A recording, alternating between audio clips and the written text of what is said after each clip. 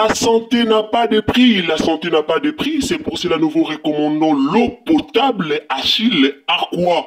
Déjà à Kinshasa, tous les 24 communes, Achille Aqua, l'eau potable est là.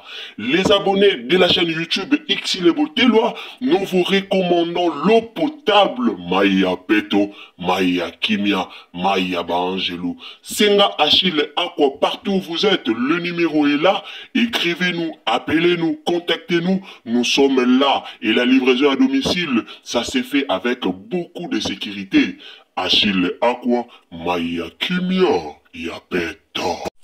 Salim bote bandeko nyonso obolanda Irsil Boteloa TV bandeko nanga toye na likambu oyo toye na message oyo toye na audio oyo en tout cas eza message moko ya esengo o toye nango liboso na bino mais ko kamwa bandeko ndenge bakomi ko critiquer ko kamwa bandeko ndenge bakomi ko finga ko kamwa bandeko ndenge bazoloba loba eza vraiment kitoko mingite bandeko nanga pasteur Moïse Mbiye asalaki message moko pona papa na biso Mike Kalambai na sir message wana na kotikela bino yango pe bokoyoka yango na hotela bino yango pe eza audio en tout cas na hotela bino boko yoka yango na hotela bino vraiment audio wana awa boyoka yango pasteur Moïse Mbiye asali message pona papa na biso Mike Kalambai alors bato ebele balobi lobi bato ebele ba fingi bato ebele ba ye koko koloba makambo o esengelaki baloba même pas.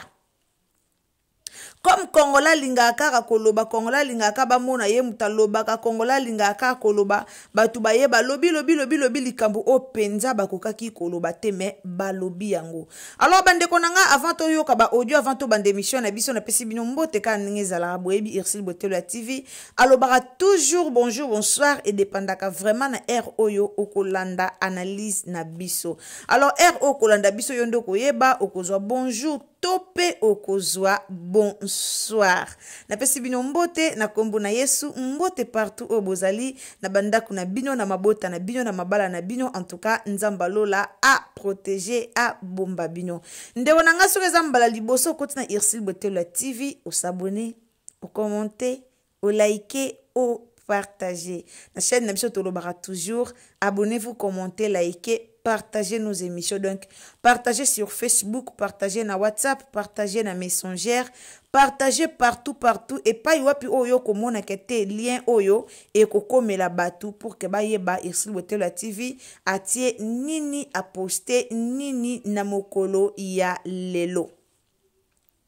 Partagez bisoti na statut na yo zwa lien tia na statut partagez vraiment partout nzambe ako pambola yo toye kolobela likambu ya pasteur Mike Kalambai na papa na biso Moïse Mbiye eza ba pasteur oyo otolukaka bayokana en tout cas boyokana ezalaka te na musique gospel e banda na pasteur Moïse Mbiye ti na pasteur Mike Kalambai histoire ya bango mibale eza histoire oyo ebimeli kaka na makamba majabu te po bat balobaka histoire na bango ebandika na majabu bawelaki majabu bawelaki bwe moi j'espère que histoire na bango ebandi na majabu te histoire na bango ebanda il y a longtemps.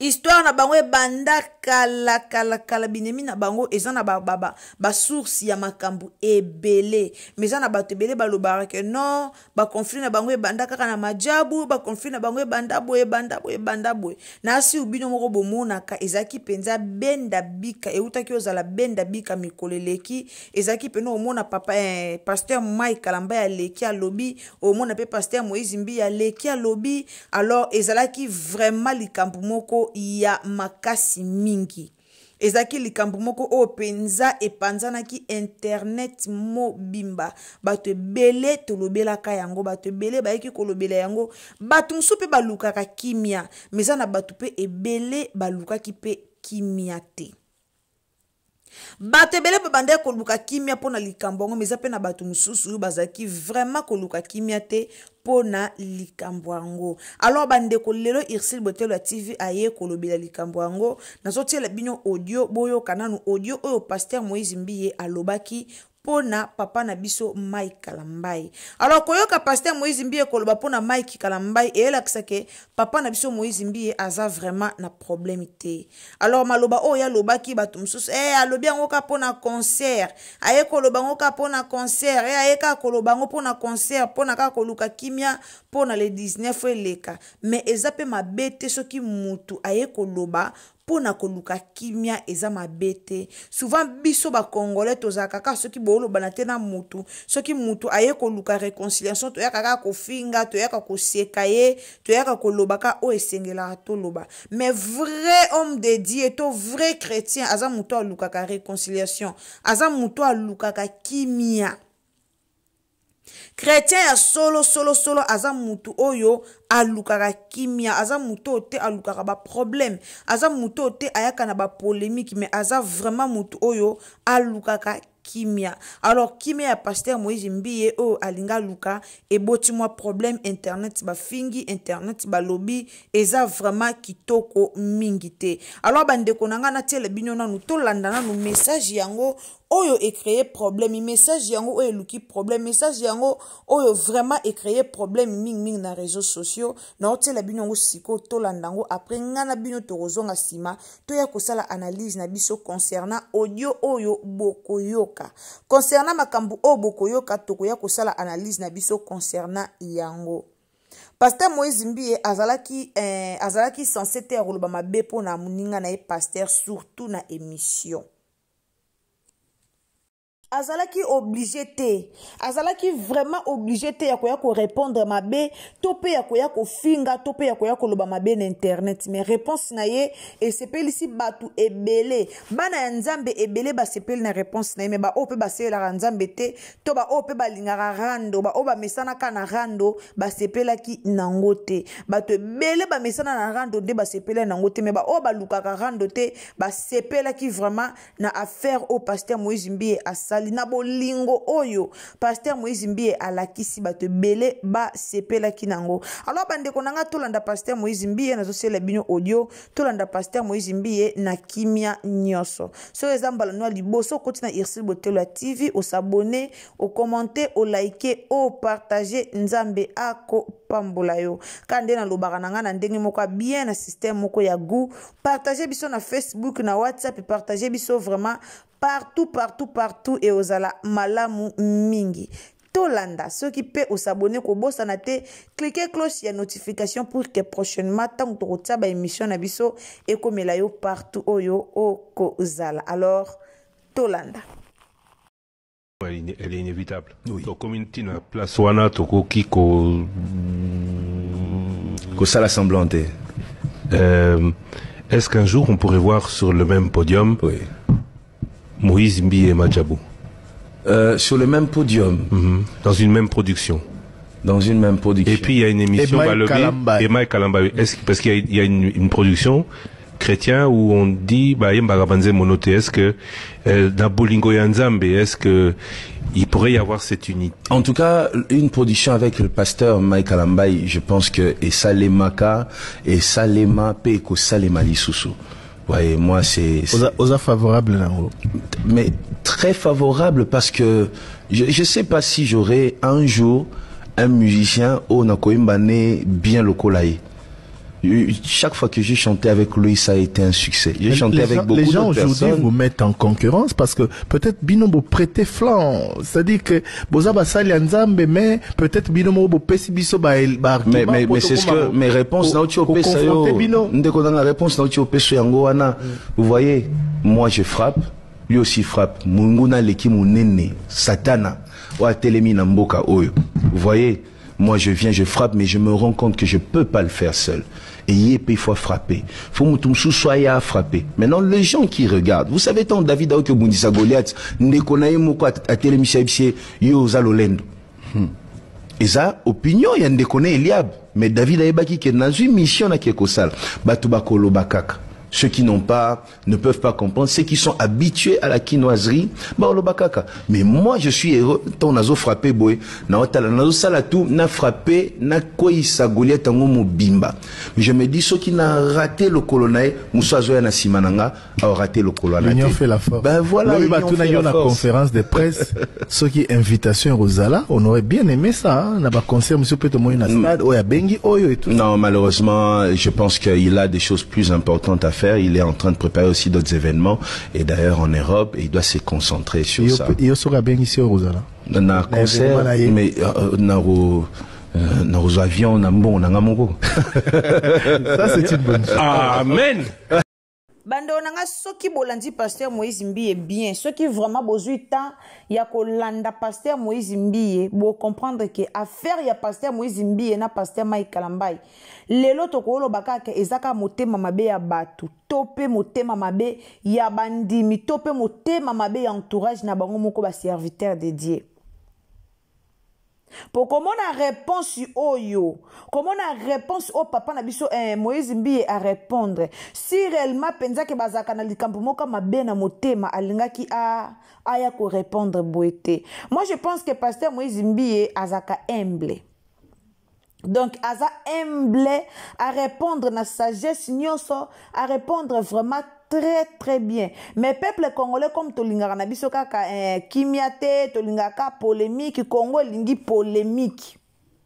Congo elingi polémique. Eza ndermo na rando oto omona na fali na fere. Eza ndermo na rando oto omona na moi na sila na belvi.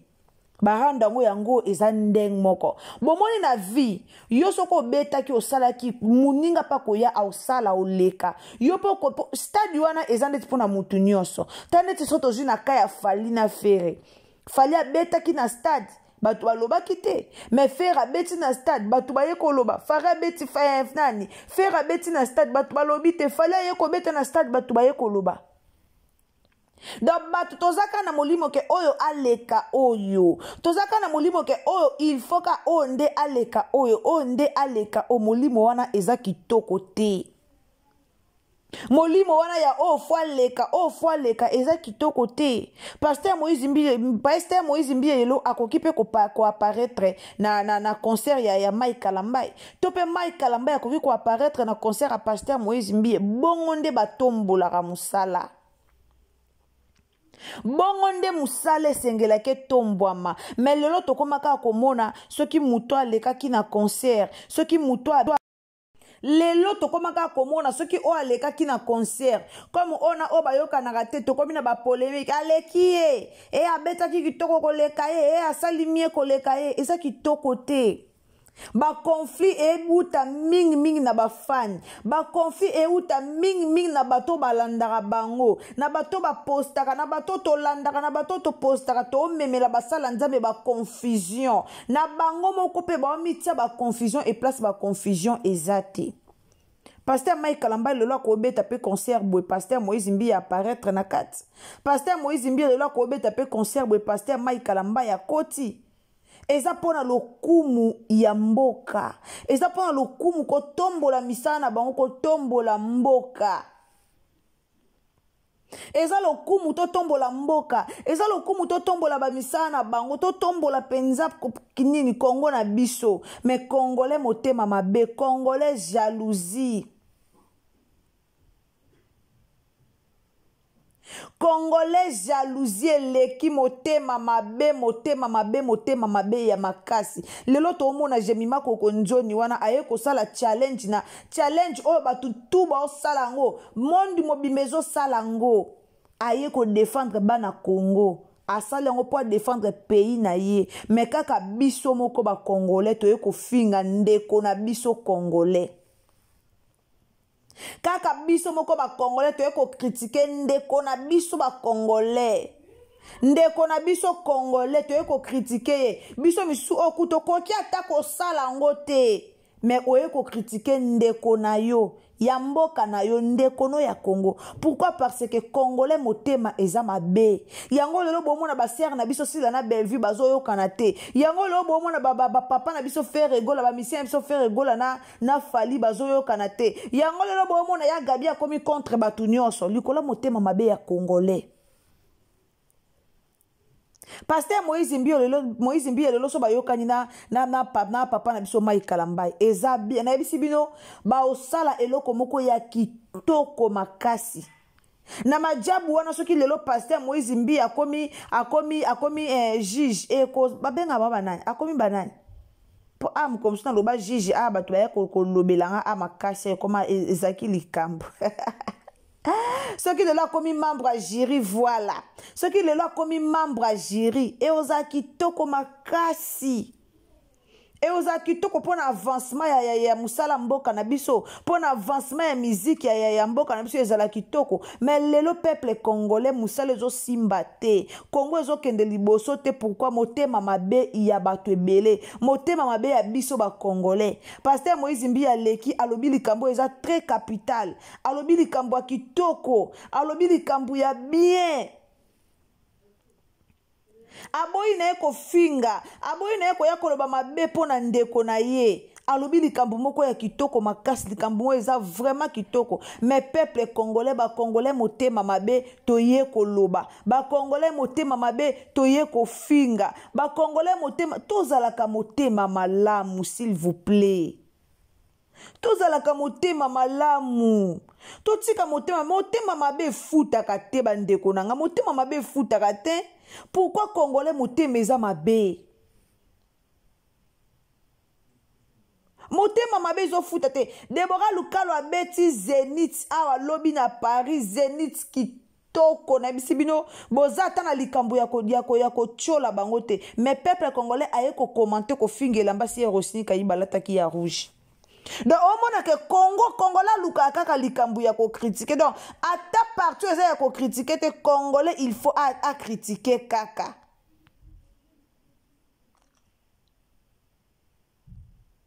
À ta likambu ya ko critiquer te Congolais il faut critiquer kaka. Eza pasipe mawa. Eza pasipe mawa. Tozo faire avancer mboka na biso te. Tozo faire avancer Congo te. Congo na biso tozonga sima pourquoi miteme eza mabe. Congola lingi muninga na e Congolais te. Okosa l'effort a likambo me Congolais to linga na te. Bato mibale so bayokani eza lokumu epa nzambe. Boyebi fetu ekosa malola so bato mibale bayokani. Bazalaka bien. Tomona bango ba isika moko Pasteur Moïse Mbia azobeta piano na Pasteur Mai Kalambai azoyemba. Tomona bango, tomona ba video na bango de bazalaka ensemble, tomona bango. Mais sibitima kabwe bakabwana. Ole to sambela pona musique gospel, to sambela pona musique gospel, to sambela pona musique profane, to sambela pona ba comédien. Peuple congolais. To bongisa mitema bozana ka mboka na biso zo bonga te mboka ngwe bonga ndeni so biso nyonso Congolais to mitema mabe Kongo ngwe bonga ndeni so ki biso nyonso to na mitema mabe yo za motema mabe ngana za na motema mabe ndeko musoso za na motema mabe siko to bongisa mboka ngondeni po mboka ve bonga fo biso nyonso to za mitema malamu po so tango to mitema malamu nde to kolonga me biso siko to na mitema mabe siko to kolonga ndeni Kongo ekobonga ndenge nini Kongo ekobonga ndenge nini babilo mususu ya boeza babilo ko tokoyo ko encourager tokoyo ko beta maboko muto aleki pena lobibwe Pasteur Mai Kalambai oleka po lo babwe na TV to lobi mabete to critiquer pété mais muto aleki alobibwe me biso Congolais to yaka ko finga eza vraiment kitoko mingi te bande onanga to partager atanga po no bala bino bo partager mais na motema mabe au mona bo partager karaté to partager en tout cas partager na Facebook partager na Messenger partager message o ekomela bande ko nyonso peuple congolais to za motema malamu po to tombola mboka na biso yango moni mboka zo bonga te po biso mo to za mitema mabe to bongisa mboka ndenge nini tangu to za mitema mabe merci mingi na bato nyonso bolandaka Irsil Botelo TV na pesi bino merci esika bozali merci na bandako na bino, merci partout oyo vandi po olanda biso. Nzamba lola pambola yo, yo ozolanda biso na TV, yo ozolanda biso na téléphone, yo ozolanda biso na ordinateur, partout ozolanda biso ndeko nanga. Nzamba lola apambola yo kaka ndengo ozuita na yo ya kotia wifi na yo tope ya kotia mega na yo pona kolanda Ursule Botelo TV. En tout cas nzamba pambola yo prière na ngeza la kake nzambe apesa rabino ebele, nzamba apesa rabino makoki bozanga kufuta mega te, bozanga kufuta wifi te po botalaka nini oyo Ursule Botelo TV a memeli bino. Ngana bino tokutani à la prochaine occasion soki Yesu a zongite kande na efsa bino na motema malamu tango sa okutani na chaîne na biso o s'abonner tango s'abonner ko bosana te cliquer cloche ya notification pour que prochainement tango Ursule Botelo TV azo lancer ba émission na ye ekomela yo esika nyoso oyo okozala. Alors ndeko na ngai partager partout Facebook, WhatsApp, Messenger, partager partout et ozala malamu mingi. Tokutani à la prochaine, bisous. Bye. La santé n'a pas de prix, la santé n'a pas de prix, c'est pour cela que nous vous recommandons l'eau potable Achille Aqua. Déjà à Kinshasa, tout le 24 communes, Achille Aqua, l'eau potable est là. Les abonnés de la chaîne YouTube Ursule Botelo, nous vous recommandons l'eau potable Maya Peto, Maya Kimia, Maya Bangelou. Senga Achille Aqua, partout où vous êtes, le numéro est là. Écrivez-nous, appelez-nous, contactez-nous. Nous sommes là et la livraison à domicile, ça s'est fait avec beaucoup de sécurité. Achille Aqua, Maya Kimia, Yapet.